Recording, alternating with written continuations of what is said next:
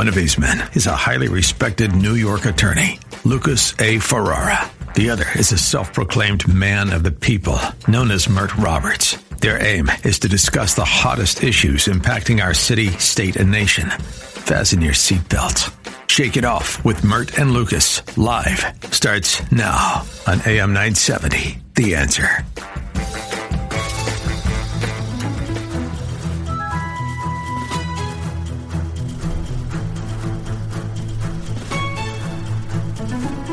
Hey, Alex, what's that? Are we heading to war or what? Well, this is Cartoon Battle by Alex Best. Good evening, Lucas and Mert tonight. Oh, the cartoon battle. Well, my friends, there's a battle brewing in Washington, D.C., and it's far from cartoony. Every few years, Washington produces a bill that just doesn't divide Congress, it divides the country. Now, the SAVE Act, formerly known as the Safeguard American Voter Eligibility Act, is one of those bills. It's a piece of legislation, depending on who you ask, is either a long overdue guardrail for election integrity or the most sweeping voter restriction effort in modern American history.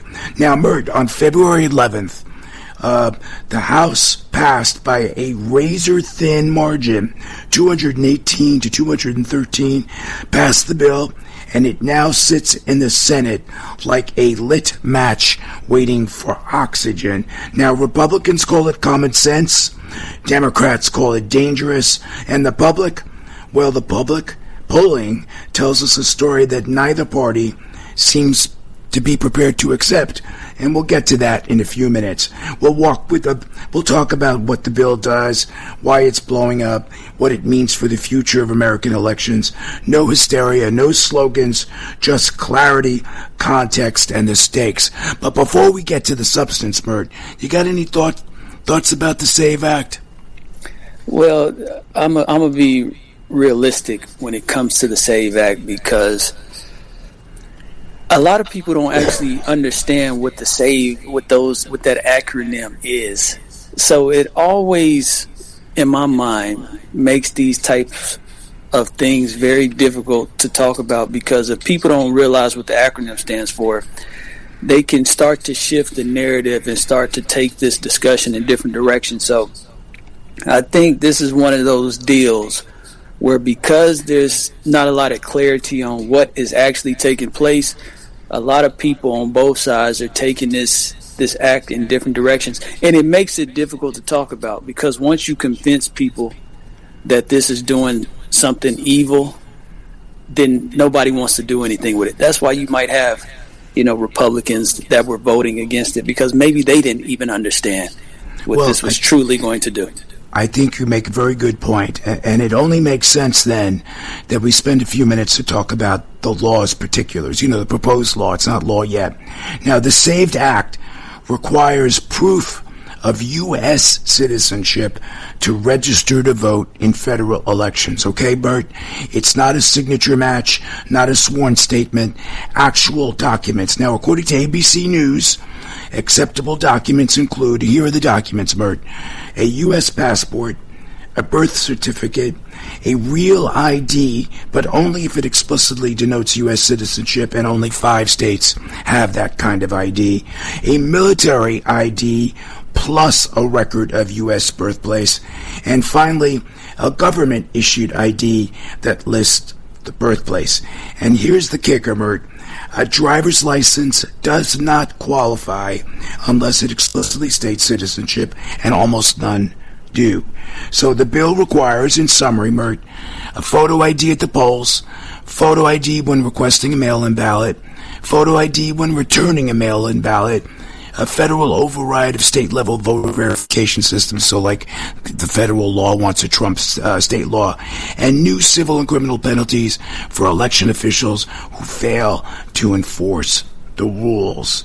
Now, before you comment, Mert, according to the Brennan Center, the bill would impose massive unfunded mandates on local election offices. In other words, requiring them to verify citizenship for tens of millions of voters without having the funds, the resources to do it. And then there's the administrative reality. Let me just run through this, Mert, and then I'll let you comment. 21 million Americans lack ready access to citizen documents. Half the country doesn't have a passport. Millions don't have a paper birth certificate. And married women often have mismatched documents due to name changes. This is the part of the bill that turns the policy debate into an earthquake. What do you think of that? Well, I just think that conservatives are making a huge mistake with trying to push this through, because it sounds very convoluted and very complicated. And that thing that you just said there, because I wasn't aware of this, there's not going to be any funding to help out with implementing all this stuff. It just shows me that this could be something that turns real bad for Republicans, because if we're still going to have fair elections, there's a chance that a Democrat regime could get in power in some of these areas. And we're talking about purging voter registers or wherever you register to vote, and they have these names, and they're talking about purging names and all this stuff.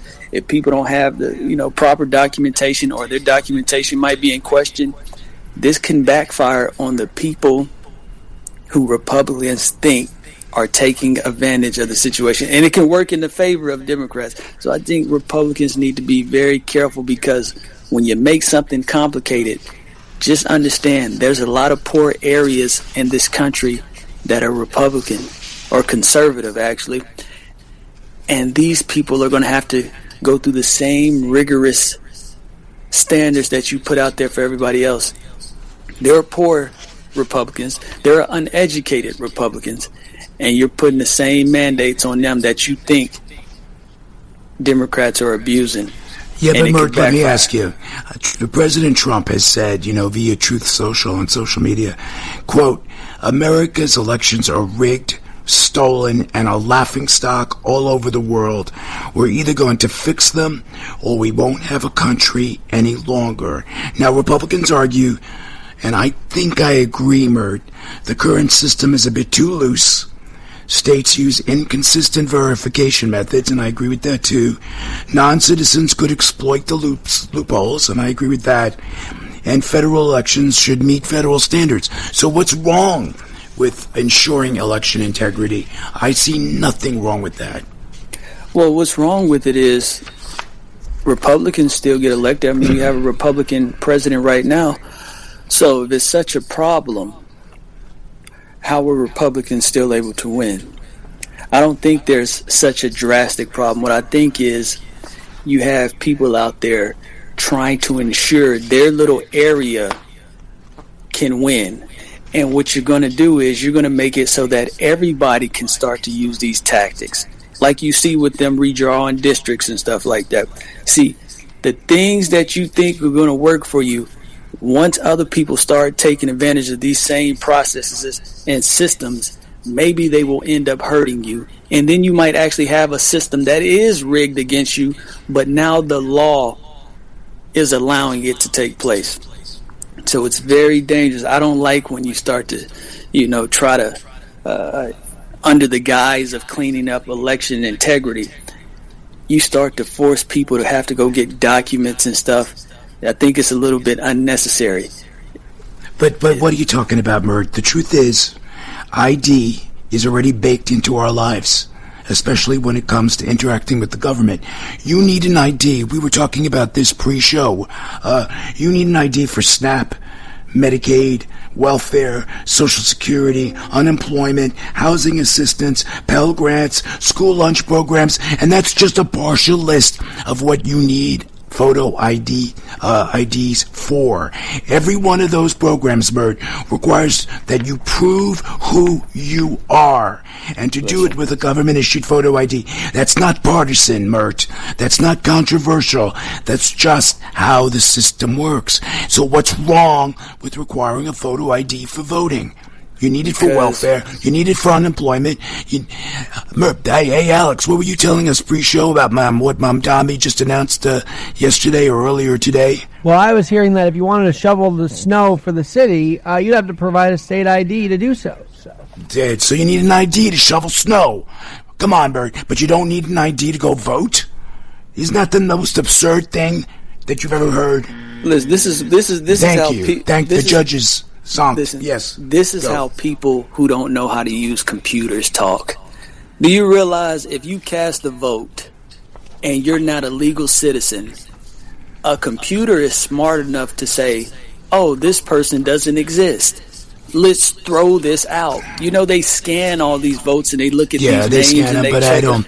There are no names on there. There are no names, Bert. That's done anonymously. Have you voted in New York recently? There are no names on there. There are no names. They scan it. It's supposed to be anonymous, although they could probably track it with the numbers that it's on which is on that ballot that you put in the scanner. When you go to vote, they don't give you a ballot unless your name is registered, correct? That's right, but you don't need an ID, Mert. You just give your name, and in New York City, for example, you just give your name. They look for you under the alphabetical list there. There's your signature there, and you match the signature, and then they give you a ballot. They don't ask for an ID. No. I get that, but I'm saying to you, if somebody is stealing someone's vote who just decided not to go vote, you're not going to be able to determine that anyway. But if that same person votes twice, there is a computer system that would say, hey, wait a minute, this person voted twice. They showed up at this polling station and this polling station, and they cast 2 votes. See, that's what I'm saying. These computer systems are smart enough to throw out excessive votes. Anybody can say, somebody voted on my behalf and got away with it. That would be very difficult. I don't think that this system would dissuade that anyway. Yeah, but you're talking about multiple votes or duplicate votes. I'm talking about voting in chief. The simple point, Mert. Voter ID in order to vote. I see nothing wrong with that. Well, think about it. Mail-in votes. You don't know who's sending in that vote, right? That's a problem. That's what the people say. We don't know who's sending that, but we do know that there was only one vote under this name that was sent in. For the most part, you're going to have to live with that, because trying to get any closer to who's actually voting starts to put people in danger, because if you want to start purging people's names and stuff like that because of, there might be some question of their eligibility and all this stuff, you're creating more problems than you're solving. Because I can anticipate, because there's a lack of funding, a lot of stuff going wrong with this. And then you're going to wish for the days where all you had to do was show up because they already had your name in the system and you could vote. Because there's people who lose their identification. There might be polling stations who say, I'm not sure if we can actually accept this as a form of identification, because the people can be ignorant, because there's not going to be any training, no money to actually implement this stuff.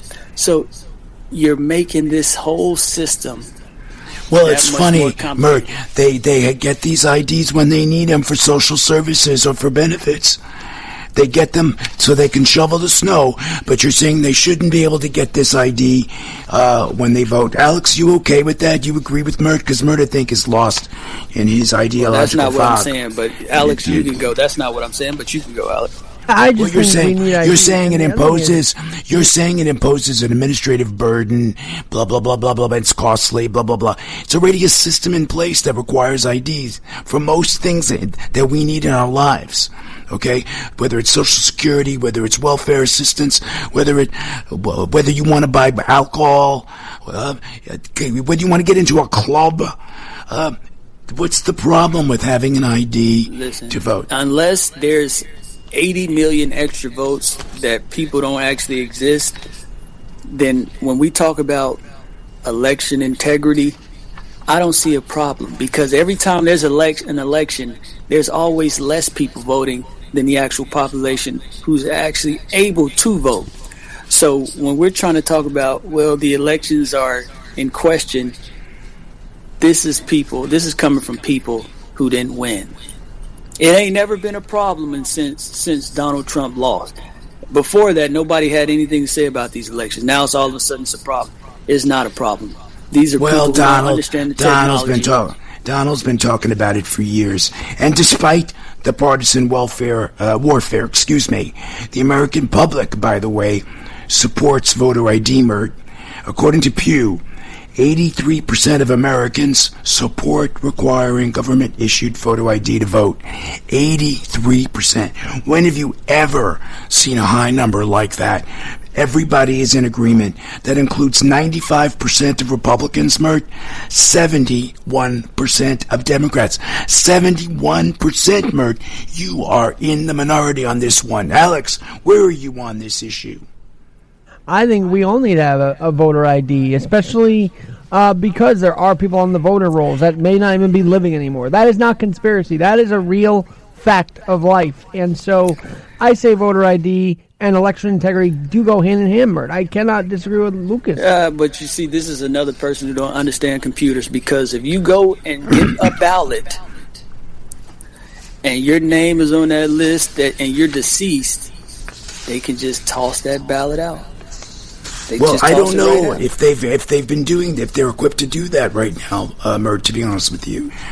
Because I don't know if it's tied to Social Security numbers. I don't know the system well enough to be able to comment on that.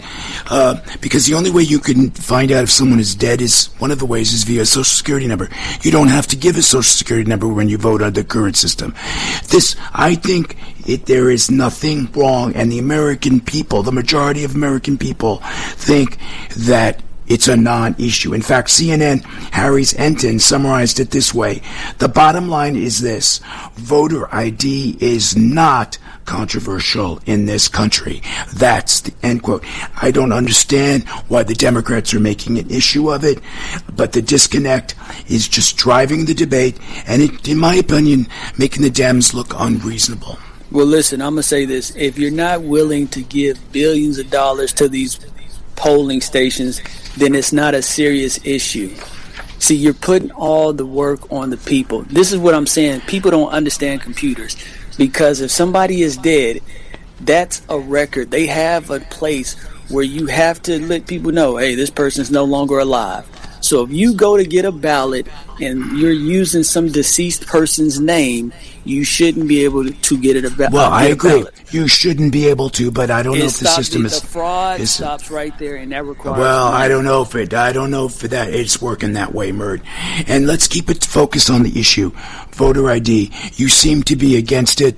Alex seems to be for it, and I'm for it. And the American people, the vast majority of the American people, seems to be for it. And by the way, look, the SAVE Act is not just a bill; it's a referendum on how Americans understand democracy. Is voting a right that should be as accessible as possible, or is it a privilege that requires strict verification? Is election administration a state responsibility, like Mert was talking about, or a federal one? Is the threat to democracy fraud, or is it suppression? The SAVE Act forces these questions into the open. Unfortunately, we're not going to be able to solve it today, but as the Senate prepares for its own showdown, one thing is clear: the bill isn't just about paperwork, it's about power.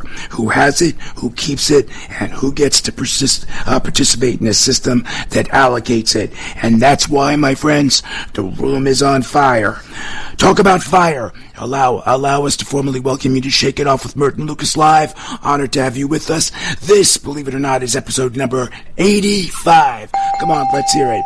Let me hear an amen. This is Lucas Ferrara. We're ever mindful, without you with nothing. We've got my co-host. You've heard from him, Mert Robert. We've got the great Alex Garrett working the board. He's got a wonderful podcast. And after the break, we've got a great guest for you.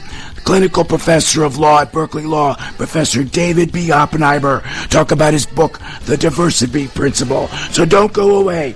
After these messages, Professor Oppenheimer will be back, and he's going to ask some interesting questions. So don't go away. This is about to get more controversial than you'll ever imagine.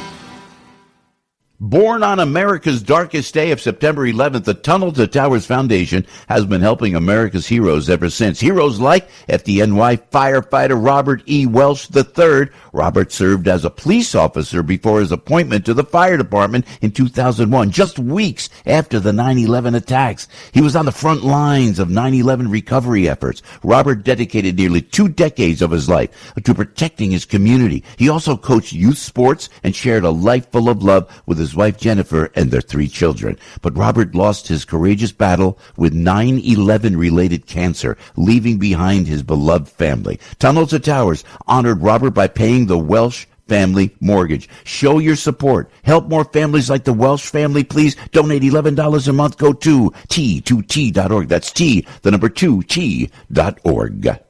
Hey, it's Mike Gallagher. I want to personally invite you to join me along with the great Scott Jennings for a powerful week on the Gulf of America cruise, November 14th through the 21st, 2026. We'll cruise through crystal blue waters, visit incredible ports like Half Moon Cay and Cozumel, and enjoy the first-class hospitality of a luxurious cruise ship. All week long, you'll have time to meet with us. The meet and greets, the photo ops, the Q&A sessions, and the chance to hear behind-the-scenes stories you'll never hear on air. You'll also be immersed in inspiring keynotes and in-depth sessions as we enjoy real connection designed to strengthen your resolve as we mark the 250th anniversary of our great nation. Don't miss this. Sign up today. We look forward to cruising the Caribbean with like-minded patriots who care deeply about our country. Reserve your stateroom now. Text the keyword cruise to 94878. Just text the word cruise to 94878 or visit MikeOnline.com. That's MikeOnline.com. Click on the Gulf of America cruise banner and we'll see you there. Over the last 30 years, Newman Ferrara, a New York City law firm, has evolved into a national practice focused on real estate, commercial, litigation, civil rights, class actions, and other complex litigation, representing many of the city's largest property owners, managing agents, and thousands of tenants. Newman Ferrara handles some of the nation's most significant class actions and civil rights matters. Newman Ferrara at 1250 Broadway in New York City. Go online to newmanferrara.com. That's newmanferrara.com. Listen to the firm's name partner, Lucas Ferrara, every Saturday at 10 a.m. on Dottie Herman's longest-running real estate radio program, Eye on Real Estate on AM 970. A real estate lawyer for 35 years, Lucas is a professor at New York Law School and is also a published author with books on real estate and New York's landlord-tenant law. Tune in Saturdays at 10 a.m. to hear Lucas's unique perspective and advice on Eye on Real Estate. We can tell you about the incredible success we bring to local businesses, but it's better when it comes directly from our satisfied clients. Here's just one example. After searching for a new vendor to handle my search marketing campaign, I contacted Salem Surround after seeing the great work they did for another restoration company in the different market. Their team of experts recommended a mix of multiple tactics designed to get my business the most quality leads at the lowest cost, making my marketing budget stretch further. In our first year partnering with Salem Surround, we recorded our best year to date, and I've told many people how blessed I was to find them. The representative answered the phone every time I called and quickly addressed any questions or concerns I had. Let Salem Surround give you an absolutely free audit of your current marketing and show you what your competition is doing. Then, we come up with a personalized plan that's perfect for your needs. Google Salem Surround New York and let our marketing experts help you achieve real success. Remember to Google Salem Surround New York today. Listen to us anywhere. TuneIn.com, iHeartRadio.com. Get the app at AM970theanswer.com.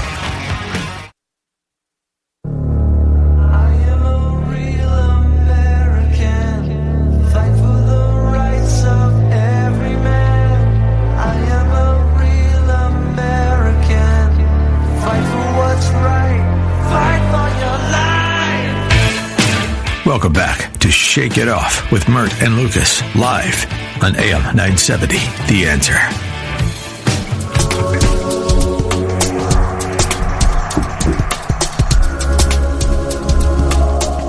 Now that's interesting. What's that called, Alex? Rainbows of Wisdom by Petru. We certainly have some wisdom in the house, Alex. Professor David B. Oppenheimer is a clinical professor of law at Berkeley Law and one of the nation's foremost scholars on discrimination, civil rights, and comparative equality law. Over the course of his career, he has helped shape how courts, policymakers, and universities understand the dynamics of bias and the legal frameworks that protect vulnerable communities. He is the author of a new book. Mert, it's coming out in 2 days. We're so honored to have the professor on our program. That new book is called The Diversity Principle, a sweeping examination of how democracies strengthen themselves by embracing pluralism. And he has spent decades teaching future lawyers how to think critically about power, fairness, and the structures that hold society together. Today, he joins us to help unpack the legal and cultural moment we're living in and to remind us why equality law isn't just theory. It's the backbone of a functioning democracy. Welcome to the program, Professor. Thank you very much, and the honor is mine to be with you. We're so excited for you that you have your book coming out in 2 days. Absolutely. But before we talk about the book, the Terminator, Mert Roberts, would like to start off with a questioning this evening. Well, you don't have to call me that. It's just Mert just works just fine. I don't have to be the Terminator. But I want to ask a question. I want to, if this might be a little too aggressive or forward, you don't have to answer and we can move on. But as a white guy, you're a white guy, right? Just to be clear for the audience to know, you're a white guy, right? Yep. Okay. How would you defend the white race if somebody said, well, white people are inherently racist? What reason would white people have to embrace other cultures and not be racist? How would you respond to such a question? Because I'm on your side, just to be clear, but I'm asking these questions because a lot of times, we're preaching to the choir, but I want you to preach to those who might not agree with your stances on things. Well, it's the idea that the white race or any group of people are inherently racist or inherently bad strikes me as crazy. Right. I think my response would be that that's not true, either as a question of morality, if you want to put it in those terms, or empirically. If you measure things like bias, are there lots of white people out there who are biased? Absolutely. Are white people by nature biased? No. Bias and hatred isn't something you're born with. It's something you learn. And at least if we're talking about bias, it's something you can unlearn as well. I mean, we all have the capacity to be better people than we are, don't we? Right. So what's the incentive? What would you say the incentive for people who might have grown up and I think we should separate. I don't think the races should mingle. What would be the incentive in your mind to say that's foolish? You're actually losing when you exclude people. Sure. I mean, there are a lot of different reasons I would say that's foolish, but to relate to the book that I've just completed, The Diversity Principle, one of the things that we now know as a matter of empirical evidence is that when you put people together with different backgrounds and experiences, people who have different viewpoints because they come from different places and they're of different ages and religions and races and ethnicities and centers, they speak different languages, they do a better job of solving problems. They learn more. They teach more. In a science lab, they make more significant discoveries. In business, they make more money. And that's a reason to not try to separate, but to look for people who are different and work with them and recognize the value of being part of a diverse group. So that would be my first answer. Then there's the fact, of course, that people just fall in love. It's like love doesn't know race. Do you think there's a pressure in this country for white people to be like, not to say smarter, but like more aware of how they're coming off to other people? Would you say that's fair? Is that something you notice? Like, it's like a burden for the... I put it a little differently than that. I would say that we have a responsibility as white people, because of the power that we've held, to do a better job of recognizing the value of other people, recognizing that we get benefits because of our race, and for men because of our sex or gender, and that we shouldn't ignore that. We should take some responsibility for that. Even the poor, like even if you're poor or middle class? Yeah, well, you know, one of the things that's really interesting is that poor and middle class whites tend to go to better schools and live in communities where there are better services, things like libraries, than middle class blacks, because even poor and middle class whites have more political influence than middle class blacks do. So, you know, obviously the power in this country is held by people who are wealthy. And it's been incredible in my lifetime to watch the way we've gone from a very small group of really rich people and a pretty large group of middle class and upper middle class people to a society in which there is this, 1% who have so much of the wealth. It's kind of shocking. And that's been bad for almost everybody. Like President Trump the other day was saying, look at the stock market, it's never been higher. And he's right, because we've got this incredible economy, but all the money that it's bringing in is going to this small group. But I'm getting away from diversity, and I'm sorry, because after all, you invited me to talk about diversity. The conversation is interesting. We love when, you get off, topic a little bit and give your true thoughts on things. So that's not a problem. Lucas, if you want to get in, you can get in here now. So. Well, you know what, Professor? I think you have a very valid point. I don't see why Elon Musk, despite all his contributions and inventions and business, savvy, why he deserves to make $1 trillion when you have a whole vast majority of people who are struggling to get by. No one needs $1 trillion. I think we can all safely agree to that. But what do you propose then, Professor? Should there be income caps? Do you stop people making extraordinary amounts of money? What is the solution in your opinion?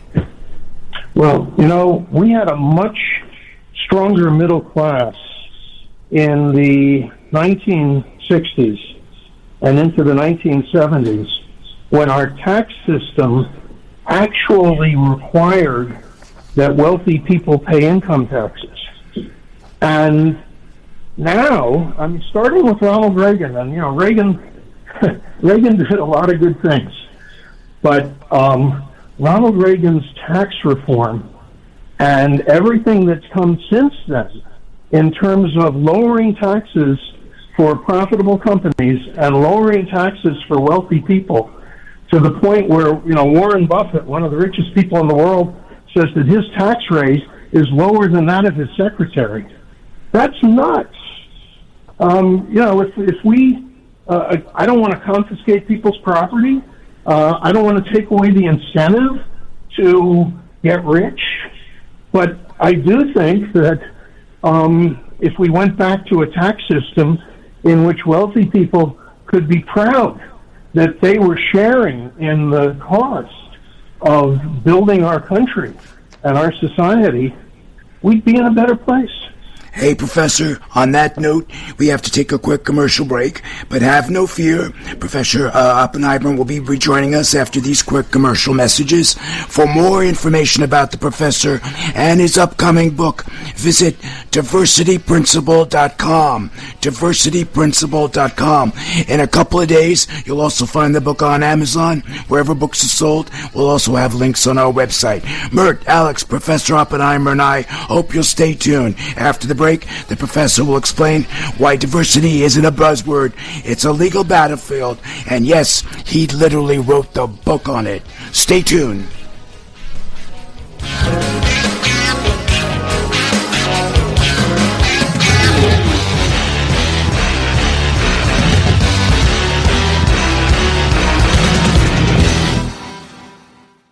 Hi, Kevin McCullough. Wish there was an easier way to navigate the world of real estate. If only there was a way to learn from the best.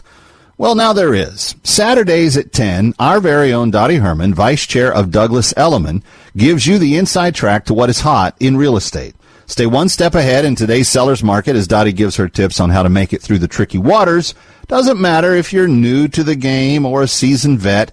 You need to listen to Eye on Real Estate. Dottie and her team of experts will guide you as sellers and buyers to make sure you're getting the best value for your property. Whether you want to become a real estate agent or work within the business, there is no better person to learn from than the great Dottie Herman. Why? Because she is the best. Period. So tune in, Eye on Real Estate, Saturdays at 10 on AM 970 The Answer.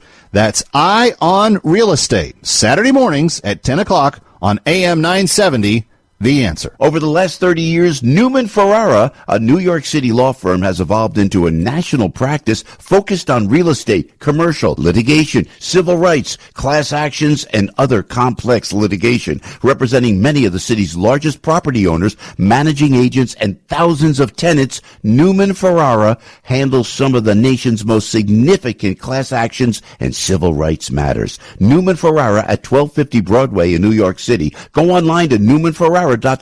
That's NewmanFerrara.com. Listen to the firm's name partner, Lucas Ferrara, every Saturday at 10 a.m. on Dottie Herman's longest-running real estate radio program, Eye on Real Estate on AM 970. A real estate lawyer for 35 years, Lucas is a professor at New York Law School and is also a published author with books on real estate and New York's landlord-tenant law. Tune in Saturdays at 10 a.m. to hear Lucas's unique perspective and advice on Eye on Real Estate. It's Kevin McCullough, That Kevin Show. For $75, you can feed a child and give them purified drinking water, clean drinking water that's good for them for the next year for $75 per child. Feed a child now. 855-907-4673. You'll also be delivering clean drinking water for the foreseeable future with your gift. 855-907-4673. 855-907-4673.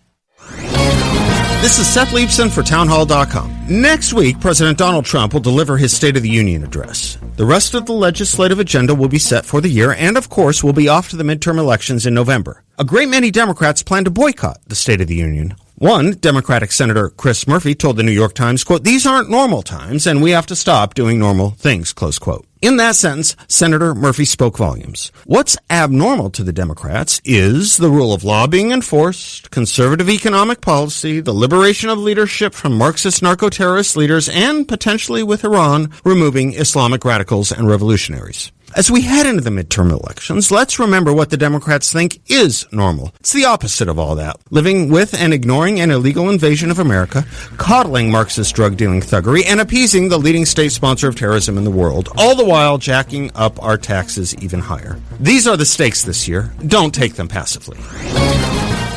You're listening to AM 970 The Answer, your trusted conservative voice. Now, New York City has a new trusted conservative TV network, Salem News Channel, home to the brightest minds in conservative opinion. And you can watch Salem News Channel free over the air with an antenna. Watch Salem News Channel on channel 45.7. Learn more at snc.tv. That's snc.tv.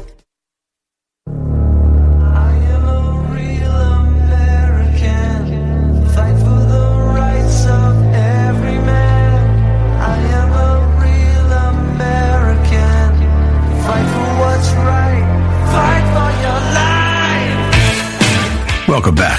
Shake It Off with Mert and Lucas, live on AM 970. The Answer. Welcome back. We've been speaking with Professor David B. Oppenheimer. He's a clinical professor of law at Berkeley and one of the nation's leading scholars on discrimination, civil rights, and comparative equality law. He is the author of The Diversity Principle, which is being released in 2 days, my friends.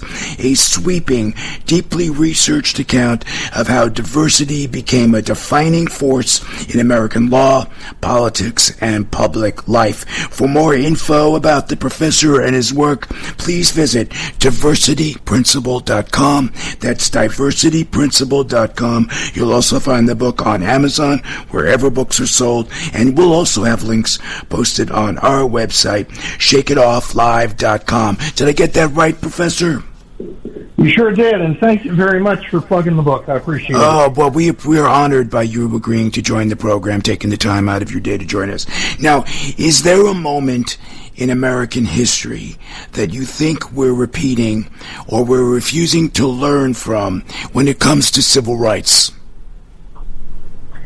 Yeah, unfortunately there is. And, you know, the real expert on this is Heather Cox Richardson, who's an American historian out of Boston College who studies Reconstruction. But there was this period right after the Civil War where there was really a national consensus that we had to take steps to create true equality for the black people of the South who'd been freed from slavery, but who needed help in order to be economically self-sufficient and to be true participants in our democracy. And that started to happen, and then the southern white plantation owners who'd been defeated in war, they really sort of won the peace. They banded together. They started groups like the Ku Klux Klan. They gathered their political forces very successfully, and they ended up really ending Reconstruction and starting that period of Jim Crow segregation that set us back a lot. We're still paying the price, paying the consequences of that today. And how have we not learned from it, Professor? What sensitize us? What are we doing wrong? Well, at an elementary step, we should be reaching out to those who have been excluded and finding ways to include them. We should be listening to the voices of outsiders. We should be listening to the voices of people we disagree with. I don't care if you're liberal, conservative, middle of the road, don't care about politics. Listening to people and talking to people and exchanging ideas with people who you disagree with is a very important part of what makes a democracy work as a democracy. And that's something we have to learn to do. We also have to come to appreciate that it is in everyone's interest, including the interest of white men, to make efforts to include a diverse group of people in leadership, in higher education, in government, in every part of American life, because we'll be more successful as a country if we do. You know what? I think that's a very, there's a lot to unpack with that statement, because because I think most people, for the most part, are out for themselves, and I don't think that's a bad thing. I'm saying, like, most people are selfish. They want to be the best. They want to be number one. And one thing I realized, speaking directly to white men here, is the white men who use women, gays, African Americans, Latinos, they usually do better than those who want to limit who they rely on and do business with. So there's an advantage that can be gained from going outside of what's immediately around you and going outside of your circle, because you'll be able to compete better, because you'll have new perspectives and new ideas and new ways of seeing things that if you just have a homogeneous view, might put you at a disadvantage. So that was a very good thing you said right there, because I think a lot of people, they don't want to be preached to. They don't want to be, lectured to. So the way I like to put it is, you might gain an advantage if you go outside of your circle and you invite other people in, because you might have something that they deliver that your competition might not be able to provide. Well, I think that's very well said. I'm glad we both see it that way. I want to ask you something, though, if I may, because you said you started with everyone is out for themselves. And yeah. Am I wrong to think that a lot of people I know, their primary concern is less with themselves than with their family? And as they extend the idea of family with their community, maybe this is just a product of age. I'm guessing I'm a good deal older than you are. And right. Well, I would disagree with that, because I would say this. I think when it comes down to it, we'll do what's right for our families, because, there's an obligation. There's a kind of a peer pressure. There's kind of an expectation for men to provide. But I think there's a lot of depression, a lot of unhappy people, because they get a family and they feel trapped by this responsibility to provide and be there. And I think there might not be as many people who are actually happy to serve others, because they don't have themselves the success that they might have dreamt of when they were a young kid or a young man. You see, you're lucky enough to be an expert in your field. You're writing books and stuff like that. But I think a lot of people had aspirations to do similar things such as yourself, and they don't have the ability, or maybe they didn't have the opportunity to reach those heights. So there's always this sense of, well, what are you complaining for? Everybody's fighting some kind of battle. What are you complaining for? I'm just trying to survive. I'm just trying to make something of myself. Why do I have to be worried about what you got going on? Pull yourself up by your bootstraps. That's a term that I hear a lot. So I think that men, for the most part, are going to do well by their families, but I don't think deep down that gives them the satisfaction. Well, that's interesting. I'm gonna give that some thought. I will tell you, I think I know I disagree with you, but I'm gonna That's think fine. about That's what fine. you said. That's what this show's about. We like to have this not disagreements, but discussions on this show, because we welcome that. So, Hey, Professor, now you've spent decades, to get back to the book, you've spent decades studying discrimination law. What's the biggest misconception the public still has about how bias actually works? That bias is a product of hatred and bigotry. It's usually not. It's usually a product of unconscious stereotypes that we're not often aware of, but that operate to the disadvantage of Black Americans, of Hispanic Americans, of women, of people with disabilities. We, and I say we, but I in a sense I mean white men, but I also mean everyone, because those biases exist among everyone, among all people, that we have these unconscious biases, and if we let those biases play out, the result is all kinds of unfair disadvantage that we ought to be paying attention to, and we ought to be looking for ways to prevent.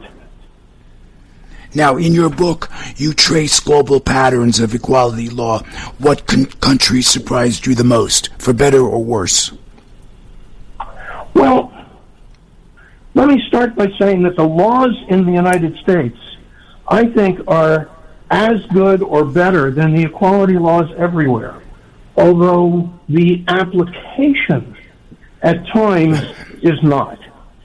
The Canadians have been quite remarkable in making a national commitment, and regardless of which party was in power, a national commitment to address sex discrimination, to address racial discrimination, to address discrimination against I think First Nations is the phrase they use, where we would say American Indians. And then the nation-states of Europe, bound together through the European Union, have been working really hard to address issues of sex discrimination, and they are completely, can I say this, they're just completely blind to issues of race discrimination, that you go over there and as an American you see it and it's so obvious, and my European friends, wonderful people, and care deeply about problems of sex discrimination, and often just don't see the racial inequality and the racial prejudice and stereotyping in their societies. So a few comments along those lines. But let me add something about this idea of diversity, because it goes back over 200 years, and that was a surprise to me. When I started doing this research, I thought diversity came out of the 1970s and affirmative action law in the United States. And I was I was off by about 170 years. The importance of diversity to higher education goes back to the founding of the very first modern research university, University of Berlin, in 1810. It was important to them to include Catholics and Jews because of the benefits of diversity. The same thing happened later in the 19th century at Oxford and Cambridge, with the decision again to include Catholics and Jews and Unitarians and other non-Anglicans. And it came from there over to the U.S., mostly because of the spread of this German model of a research university, which utilized experiential learning, in which graduate students would actually work in laboratories with professors. So it's a very old, very well-established idea. But then in the last 30 years, we started testing it scientifically. We started asking the question, this seems like a good idea, but is it true? Is it real? Can we show empirically whether it's true or not? And the answer to that now is clearly yes. That people working in diverse environments and studying in diverse environments really do make better decisions, make greater discoveries. Again, in business, they make more money. And it's a real thing. It's not just some sort of pop psychology liberal idea. And according to your book, Professor, that's how democracies also thrive. Unfortunately, Professor, we've run out of time, believe it or not. For more information about the great Professor and his book, please visit diversityprinciple.com, diversityprinciple.com. You'll also find the book on Amazon, wherever books are sold. It's going to be released in 2 days. Congratulations to you, Professor, and thanks so much for coming on the show. We'll post links on our website, shakeitofflive.com. Again, thanks for coming on. We really do appreciate it, Professor. Thank you very much. Next up, we'll be joined by John Grishpool. He's the co-founder of Great Bills, the concierge service that matches homeowners with rigorously vetted general contractors. He's also the CEO of Maximal, a leading platform for planning and building ADUs, and we'll tell you about that a little later in the program. He's known for cutting through renovation chaos with clear, practical guidance that helps homeowners avoid headaches. So it's imperative you come back after the news at the top of the hour, suffer through a few commercial messages, but once that's all done, Mert, Alex, John Grishpool, along with the rest of the AM 970 team, will be waiting right here for you. We know you want it. We know you want to shake it off with us. We know you do. So please come back for hour two. Lots more controversy, and maybe, just maybe, some answers await. After the break, John Grishpool joins us to explain why your renovation shouldn't feel like a hostage situation. Stick around. He's about to save your money, sanity, and possibly your marriage.